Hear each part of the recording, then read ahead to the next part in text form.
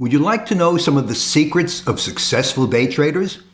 Well, in this video, I'll take a quick dive into the world of successful day trading and reveal some of the insights you need to consistently make profits as a day trader. Now first, we'll discuss the kind of mindset you need to become a successful day trader. Successful day traders have a positive mindset that gives them the confidence to know they will succeed in the long run, even when they're confronted by temporary setbacks. Next, successful day traders have studied the strategies that top day traders use to stay ahead of the game. To apply these strategies, top day traders have the right trading tools and the know-how and when to apply them to their trading decisions depending on various market factors. Now, even among highly successful and experienced traders, no two are alike. Each has different stories, insights, and tips that lead to their success, including their favorite indicators, chart patterns, and risk management techniques. Whether you're a beginner or an experienced trader, this video will give you a few valuable insights into what it takes to become a successful day trader and reach your financial goals. Hopefully, you'll learn some of this in this video.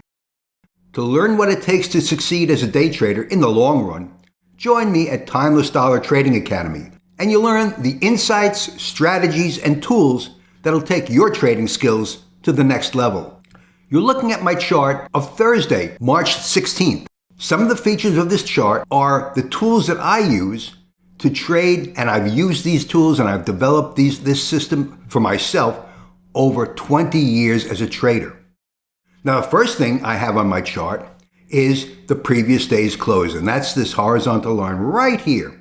The previous day's close is an area of equilibrium. The previous day's close is a level that you have to mark on your chart, or you should mark on your chart. The next thing I have on my chart is the day's trading zone.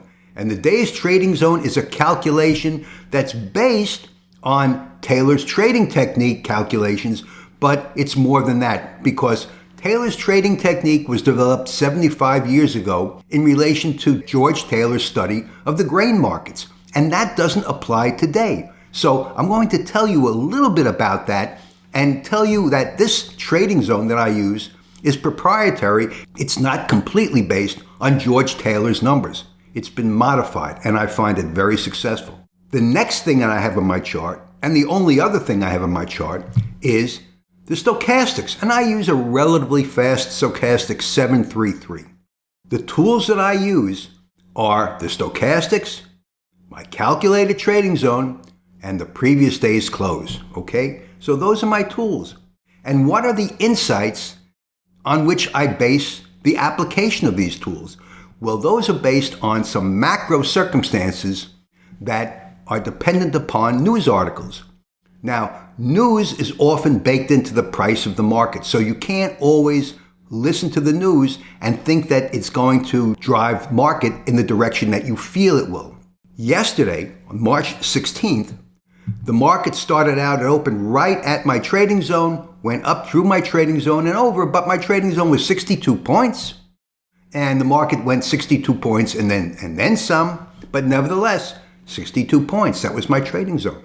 It did hit the previous day's close. Notice it hit the previous day's close.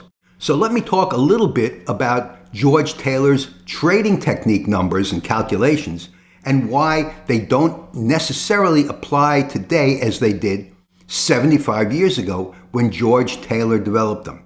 Now, these numbers are still the basis on which this trading zone is calculated, that I calculated. But 75 years ago, George Taylor derived these calculations based on his studies of the grain markets. Now, the grain futures markets were based on the price of grain.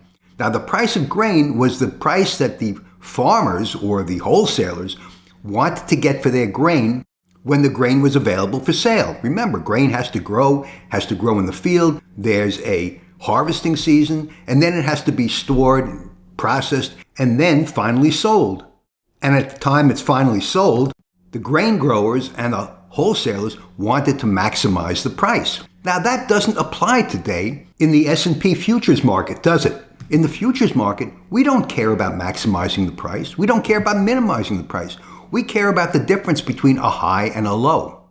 And it doesn't matter whether it goes from low to high or high to low. The ultimate goal of traders is not to maximize the price as it was 75 years ago among grain traders. So that's why the Taylor trading technique has to be modified, and I modify it from when George Taylor devised it. So let's move forward to today's price. Here's today, March 17th. And on March 17th, here's my previous day's close, okay? Here's my calculated trading zone, modified from Taylor's trading technique. And here's my stochastics, okay? So where will the market trade today? So that's my video for today. Join me at timelessdollar.com and you'll sharpen your tools, you'll sharpen your technique, and you'll learn some of the skills that I use, and you'll be able to apply them to take your trading to the next level. This is Marv Eisen for Timeless Dollar Trading Academy. Have a great day. Thanks for watching. Trade safely, use lots of patience. Don't forget to hit that subscribe button, and I'll see you in my next video.